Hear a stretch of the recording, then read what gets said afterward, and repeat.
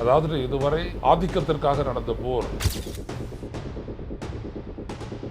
இப்பொழுது வளங்களை அழித்து அதன் மூலம் தங்களை பலப்படுத்திக் கொள்ள வேண்டும் என்கின்ற அந்த இஸ்ரேலினுடைய அந்த போர் யுக்தியும் சேர்ந்து உலகை ஒரு எரிபொருள் சிக்கலில் கொண்டு போய் தள்ளக்கூடிய ஆபத்தை உருவாக்கி இருக்கிறது. ஈரானுடைய பதில் என்னவென்றால், எங்களுடைய எண்ணெய் வளங்களை நீங்கள் குறிவைத்து தாக்கினால் அதே போல நாங்களும் குறிவைத்து தாக்குவோம். இவர்கள் ஆதிக்கத்திற்காக ஈரானை தாக்கியது. எந்த விதமான அணு ஆயுதமும் அங்கே இல்லை. டென்ட் சொன்னதை போல எந்த விதத்திலும் ஈரான் ஒரு அச்சுறுத்தலை கொடுக்காத போது நாம் அந்த நாட்டை தாக்கியிருக்கின்றோம், இந்த போரை உருவாக்கி இருக்கின்றோம், இது நியாயமற்றது என்று அவர் சொன்னார். அதுதான் இன்றைக்கு மிகப்பெரிய அளவிற்கு அமெரிக்காவை விழுங்கி கொண்டிருக்கிறது, இஸ்ரேலை அழித்து கொண்டிருக்கிறது, ஈரானும் அழிந்து கொண்டிருக்கிறது. உடல் வலிமையை உறுதி செய்யும் சிலாஜித், கவனத்தை மேம்படுத்தும் அஸ்வகந்தா மற்றும் உயிர் சக்தியை பெருக செய்யும் சஃபேடு முஸ்லி போன்ற இமயமலையின் உணவுப் பொருட்களை கொண்டு வந்து மிஸ்டர் பர்ஃபெக்ட் உருவாக்கப்பட்டுள்ளது. உங்கள் முழு குடும்பத்தின் ஆரோக்கியத்தை மா நேச்சுரல்ஸ் மூலம் உறுதி செய்திருங்கள். 100% இயற்கையான மூலிகை பொருட்கள் மூலம் உருவாக்கப்பட்ட மிஸ்டர் பர்ஃபெக்ட் மற்றும் மிஸ் பர்ஃபெக்ட் தலைமுறையாக குடும்பங்களின் உடல் வலிமை, மன வலிமை மற்றும் மகிழ்ச்சியை பெருக செய்கிறது. உங்கள் மகிழ்ச்சியான பயணத்தை துவங்க www.mannaturals.com என்ற இணையதளத்தை பார்வையிடவும் அல்லது வாட்ஸ்அப் எண்ணிலும் தொடர்பு கொள்ளலாம்.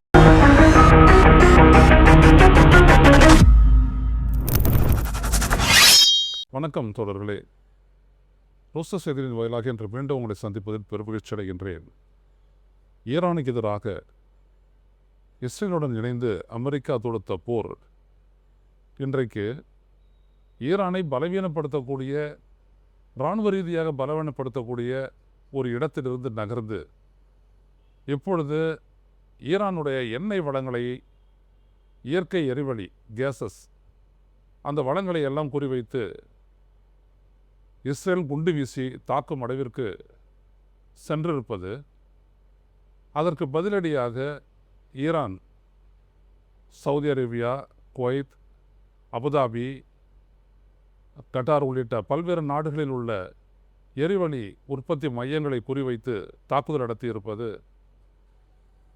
உலக அளவில் மிக குறுகிய எதிர்காலத்தில் ஒரு பேரல் கச்சாவினுடைய விலை $200 அதிகமாக போகக்கூடிய சாத்தியக்கூறுகளை உருவாக்கி உள்ளது என்று நிபுணர்கள் தெரிவித்திருக்கிறார்கள். அதாவது இதுவரை ஆதிக்கத்திற்காக நடந்த போர் இப்பொழுது வளங்களை அழித்து அதன் மூலம் தங்களை பலப்படுத்திக் கொள்ள வேண்டும் என்கின்ற அந்த இஸ்ரேலினுடைய இராணுவ யுக்தியும், அதை மறைமுகமாக ஆதரிக்கக்கூடிய அமெரிக்காவினுடைய அந்த போர் யுக்தியும் சேர்ந்து உலகை ஒரு எரிபொருள் சிக்கலில் கொண்டு போய் தள்ளக்கூடிய ஆபத்தை உருவாக்கியிருக்கிறது. இன்றைய நிலையில் வட கடலில், அதாவது நார்வே, ஸ்வீடன், அந்த வடகடலில் உற்பத்தி செய்யக்கூடிய அந்த பிரண்ட் கச்சா, அதனுடைய விலை $120 எட்டியிருக்கிறது. இது மேலும் உயரத்தான் போகிறது என்று சொல்லியிருக்கிறார்கள்.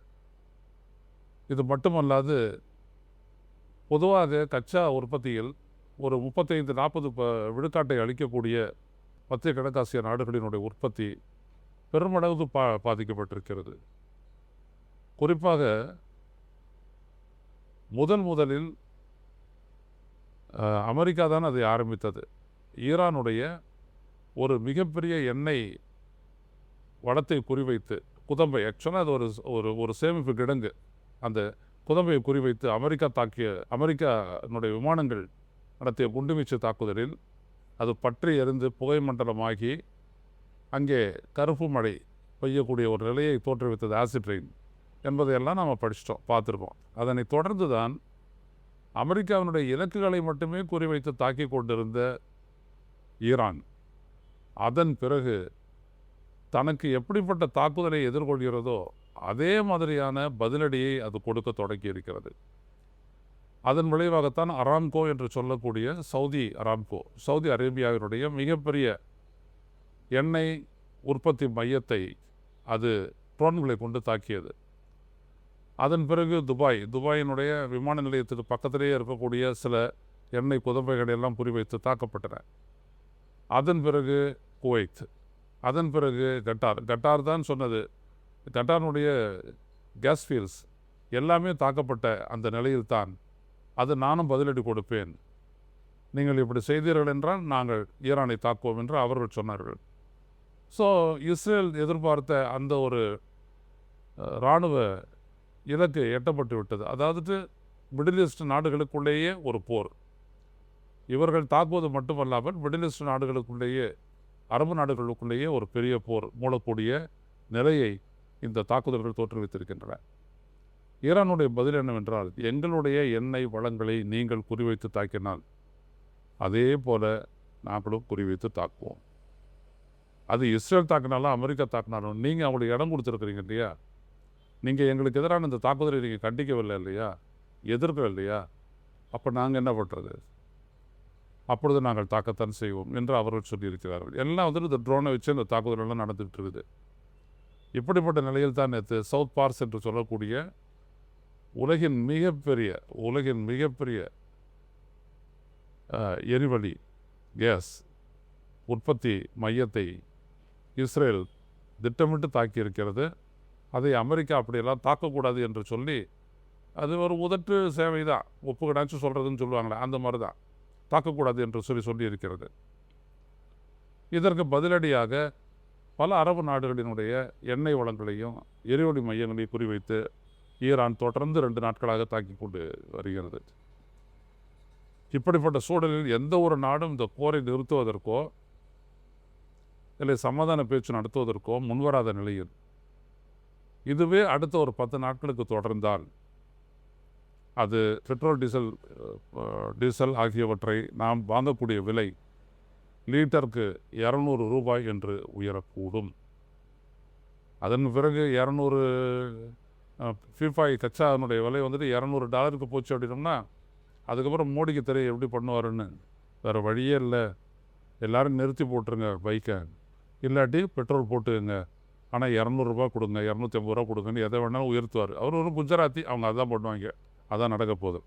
ஆக இவர்கள் ஆதிக்கத்திற்காக ஈரானை தாக்கியது. எந்த விதமான அணு ஆயுதமும் அங்கே இல்லை.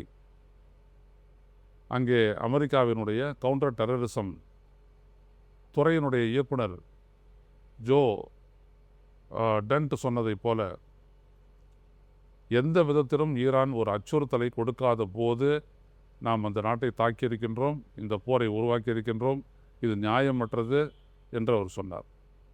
அதுதான் இன்றைக்கு மிகப்பெரிய அளவிற்கு அமெரிக்காவை விழுங்கி கொண்டிருக்கிறது, இஸ்ரேலை அழித்து கொண்டிருக்கிறது, ஈரானும் அழிந்து கொண்டிருக்கிறது.